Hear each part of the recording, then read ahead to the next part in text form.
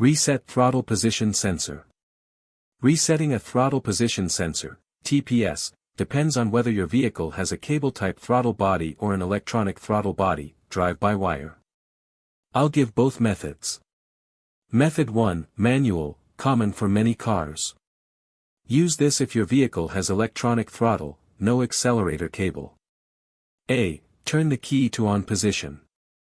Do not start engine, just turn key until dashboard lights come on. B. Wait 10 seconds. The throttle body will often do a reset cycle, you may hear a humming sound.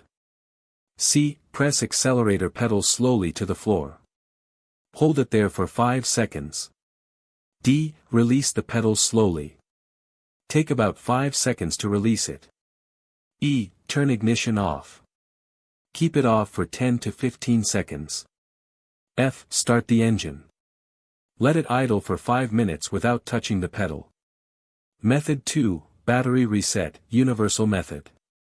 A. Disconnect negative battery terminal for 10 to 15 minutes. Optional, touch the cable to the positive terminal for 5 seconds, this drains all stored power. B. Reconnect the battery. C. Start the engine and let it idle for 5 to 10 minutes without touching the pedal. Method 3, idle relearn procedure, some cars like Nissan, Honda. A. Turn ignition on for 2 seconds. B. Turn ignition off for 10 seconds.